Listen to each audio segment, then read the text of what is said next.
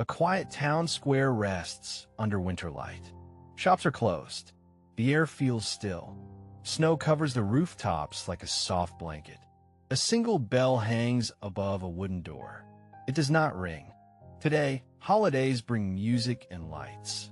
They fill streets with laughter. They gather families close. But there was a time when one holiday was forbidden. Not discouraged, not limited, forbidden. People were ordered to treat that day like any other. No decorations, no special meals, no joy. The strange part was, the holiday was meant to celebrate peace. It was meant to bring hope. Candles once glowed in windows on that night. Children once whispered with excitement. Songs once drifted through the streets. Then, one year, the candles disappeared. The windows stayed dark. The songs fell silent. Few people understood why at first. The change came quietly, like a shadow moving across the ground. In the town hall, leaders met in serious silence. Heavy coats hung beside the door. Papers lay spread across a long table. They believed celebration was dangerous. They believed joy could weaken discipline. They believed this day threatened order. Outside, life looked normal. Farmers walked to fields. Merchants opened small wooden stalls. But something felt different. No evergreen branches hung above doors. No bright ribbons crossed the streets. The holiday had deep roots. It was older than the town itself, older than many of its laws. Long ago, people gathered on this day to share bread. They exchanged small handmade gifts. They spoke gentle words to one another. It was a pause in a hard year, a moment to forgive small arguments, a moment to remember kindness. But some leaders saw another side. They saw crowded inns and loud singing. They saw drinking that lasted through the night. They worried about lost work hours. They worried about broken rules. They worried about losing control. In their view, the holiday encouraged laziness. It distracted people from duty. It softened strict discipline. So they began to speak against it. From wooden stages, inside cold churches, they called it wasteful. They called it foolish. Some even called it sinful. Printed notices appeared on walls. Black ink on rough paper. Clear and direct. The message was simple. Work would continue as usual. The holiday would not be observed. At first, many thought it was a joke. Surely tradition was too strong. Surely it would pass. But soldiers began to patrol the streets. They walked slowly between houses. Their boots left sharp marks in the snow. They looked for signs of celebration. A wreath on a door. A candle in a window. If they found one, they removed it. Sometimes they knocked hard on doors. Sometimes they entered without smiling. Inside homes, families whispered. They hid small decorations in boxes. They covered colorful cloth with plain fabric. Children asked quiet questions. Why can't we sing? Why can't we light the candle? Parents struggled to answer. They spoke softly about rules. They avoided words like fear. In the marketplace, the usual sweet smells were gone. No spiced cakes cooled on wooden tables. No roasted nuts filled the air. Bakers worked on simple bread instead. Plain loaves. Nothing special. Musicians kept their instruments under beds. Violins rested in dark corners. Drums remained untouched. The town felt quieter than winter should allow. Even the wind seemed softer. Even the dogs barked less. But not everyone agreed with the ban. Some believed the holiday was harmless. Some believed it was necessary. They remembered older times, when the day brought neighbors together, when strangers shared warm food. For them, the holiday was not chaos. It was comfort. It was memory. Yet speaking openly was risky. Walls had ears, people said. Careless words could bring trouble. So resistance began quietly, behind closed curtains, under dim lantern light. One family placed a tiny candle inside a cupboard. They opened the door just enough to see the glow. The light flickered like a secret. Another family sang without sound. Their lips moved slowly. No melody reached the street. A baker slipped a small sweet into a child's hand. He did not charge money. He only nodded gently. The holiday lived in small hidden ways, in quiet smiles, in shared glances. But the leaders wanted full obedience. They demanded visible seriousness. They expected silence. They believed unity required strict rules. They believed joy must be controlled. They believed celebration could lead to disorder.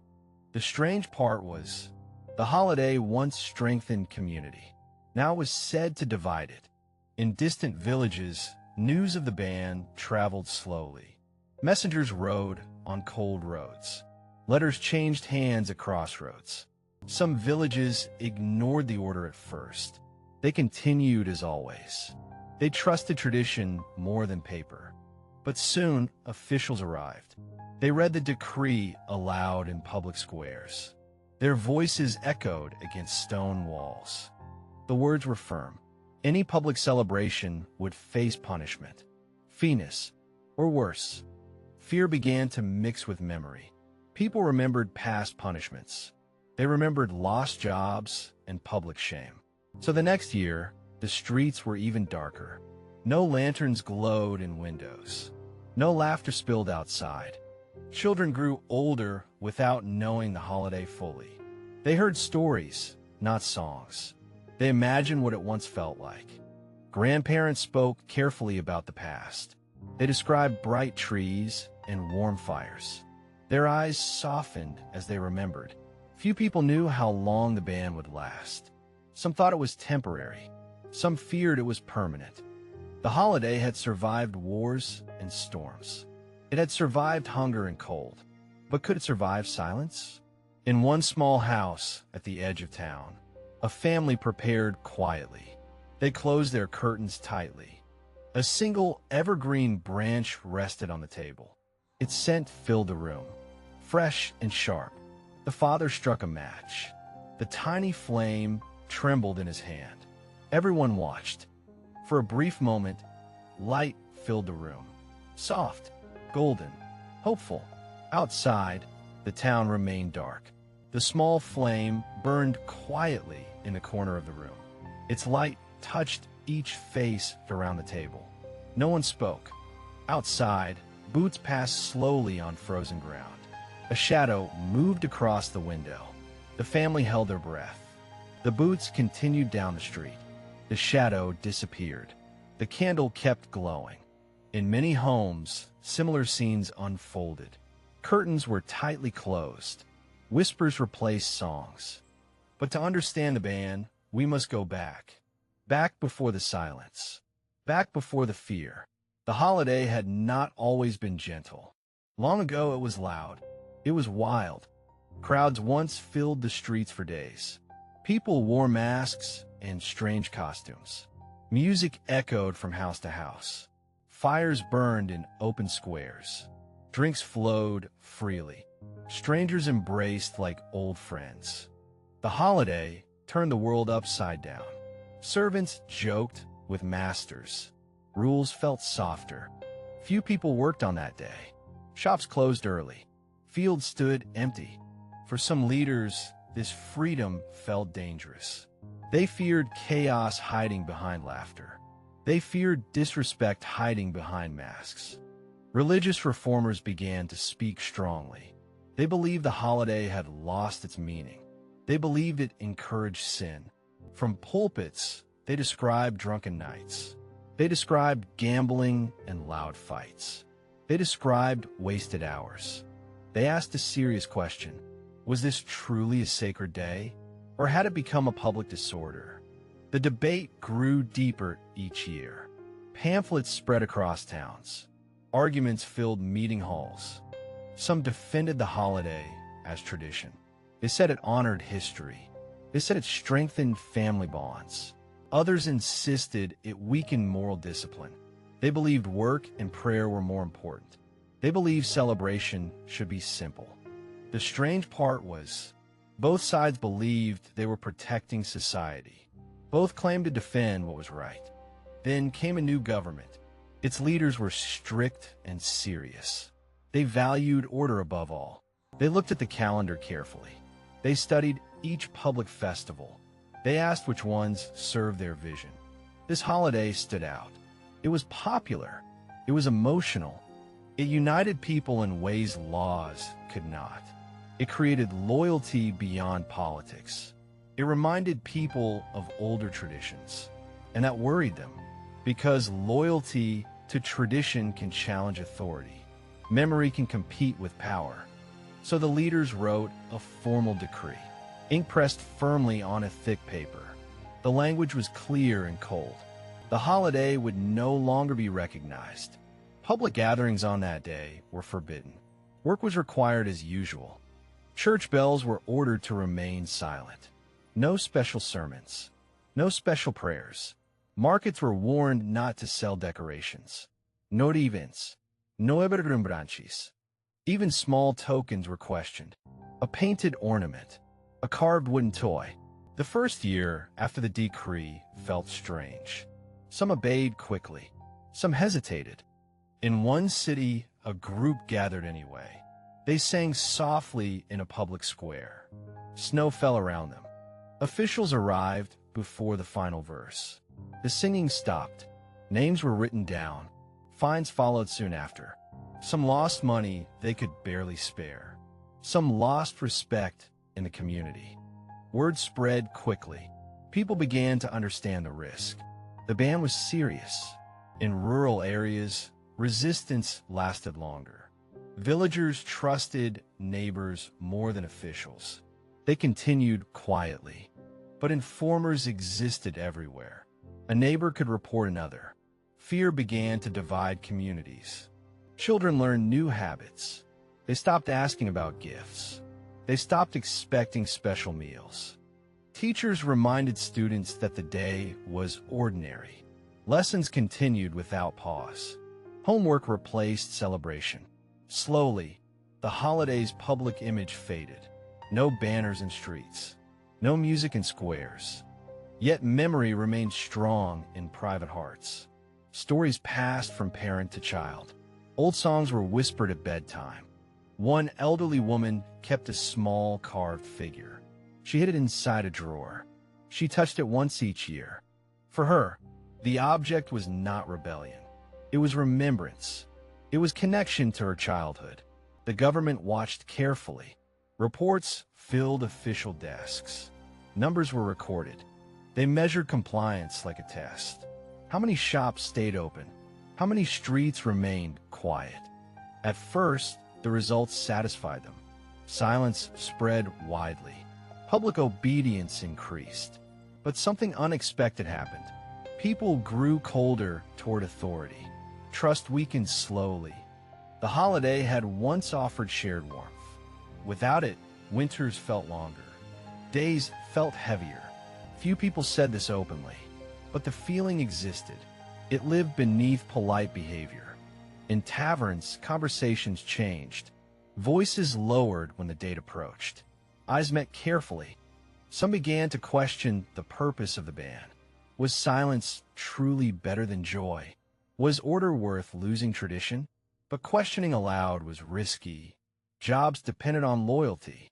Families depended on safety. Years passed. The holiday date arrived and left quietly. The calendar page turned without celebration.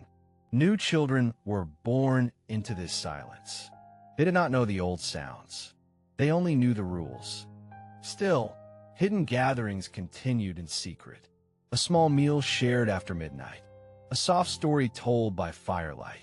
The strange part was, the more it was forbidden, the more meaningful it became. What had once been routine now felt precious, even sacred. In one distant village, a teacher kept a journal. He wrote about each silent year. He described empty streets and quiet homes. He wondered how long memory could survive, how many generations could carry it, how deep could tradition root itself. The government believed time would solve everything, that silence would erase longing, that obedience would become habit. But memory is stubborn. It hides in songs.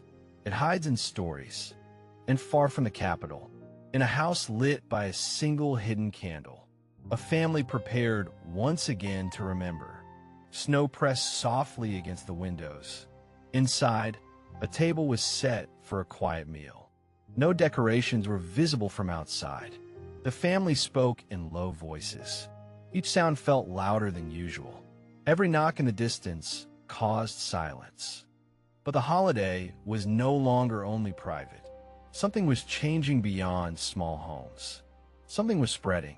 In larger towns, small groups began to gather. Not in squares, not in public halls. They met in barns at the edge of fields. They met in basements under candlelight. They met behind locked doors. Few people knew how organized it had become. Messages traveled quietly. Dates were shared in secret notes. A folded paper left on a doorstep. A symbol carved lightly into wood. A phrase whispered in passing. The holiday was becoming more than memory. It was becoming quiet resistance. A silent statement of identity. Some gatherings were simple. A short prayer. A shared piece of bread. Others were bold. Hidden songs filled dark rooms. Children laughed without fear for a moment. The strange part was the band had not erased celebration. It had transformed it. What once filled open streets now filled hidden rooms. What once was loud now was careful and deliberate. Authorities began to notice patterns. Certain homes showed small signs of life each year. Certain barns glowed faintly at night. Reports were written with growing concern. The holiday was not gone. It was adapting. More patrols were sent into neighborhoods. More inspections were ordered. More questions were asked.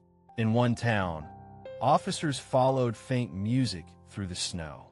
They traced it to an old warehouse. The door was locked from inside. When they entered, voices stopped immediately. Faces turned pale. Candles were quickly blown out. Smoke rose toward the ceiling. The room fell into darkness. Names were recorded again. Warnings were issued. Some were taken away for questioning. Fear returned stronger than before. Parents tightened their rules at home. Children were told to forget what they heard. But something had shifted. People were no longer only afraid. Some were quietly determined. In distant regions, communities began planning together. They shared strategies. They shared courage. They agreed on signals. A cloth placed on a fence. A lantern turned slightly to one side. These small signs meant the same thing. Tonight, we remember. Tonight, we gather. Even some officials felt conflicted. They remembered the holiday from their own childhoods. They remembered warmth. One young officer hesitated during inspections. He noticed a hidden candle.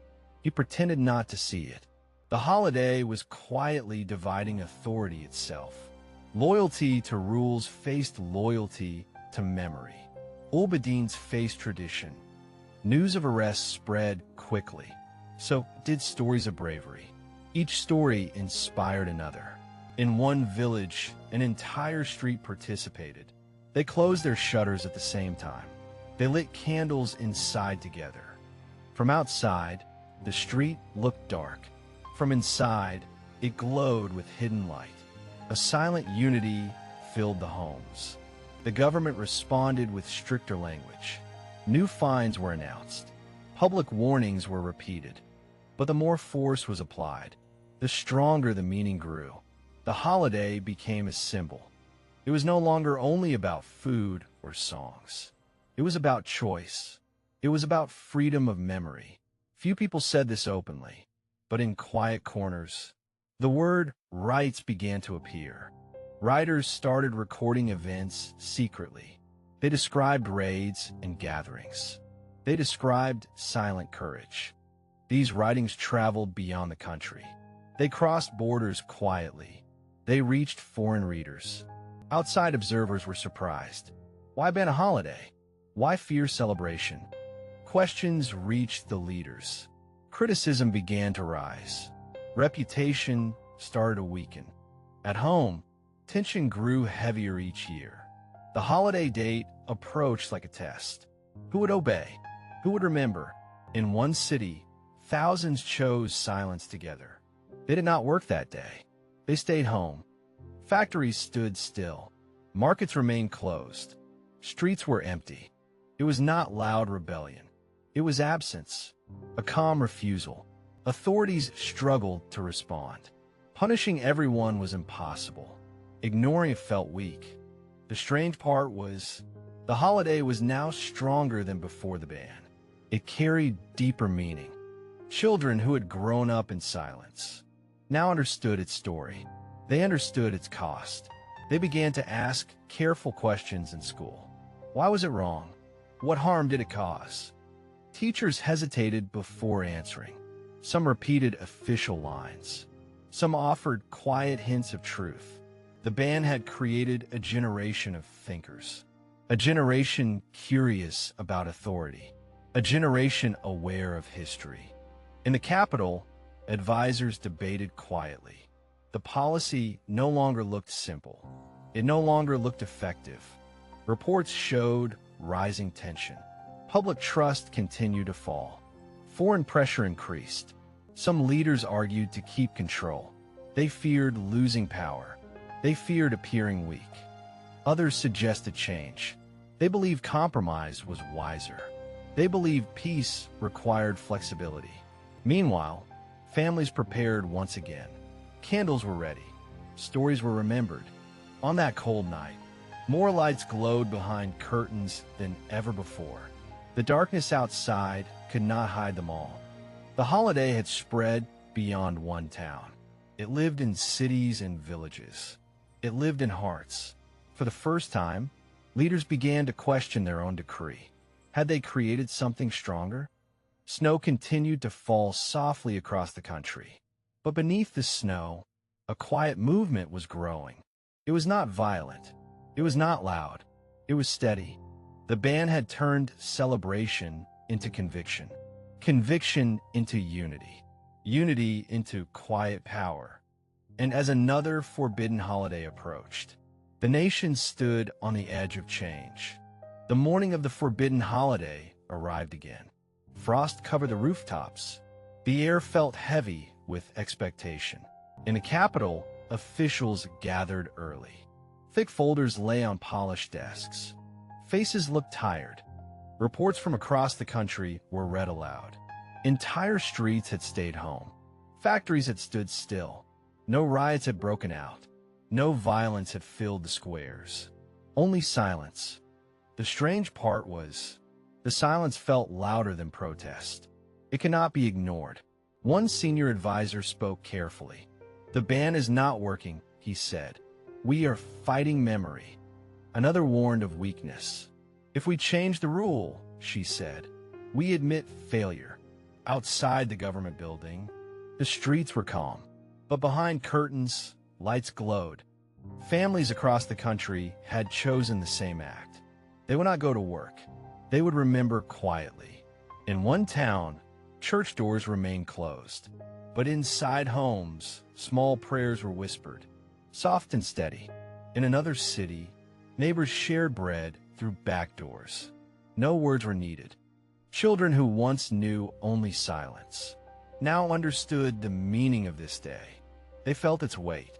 They asked their parents about the old times, about music in the streets, about candles in windows. Parents answered more openly than before. Fear was still present, but courage had grown. Back in the capital, a decision could no longer wait. The policy had divided the nation. It had weakened trust. It had created quiet opposition. It had made tradition stronger.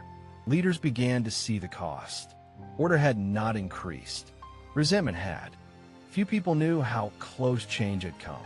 Behind closed doors, voices softened. The vote was taken in private. Hands were raised slowly. Eyes avoided contact. The decree would be revised. Public punishment would end. The holiday would return carefully.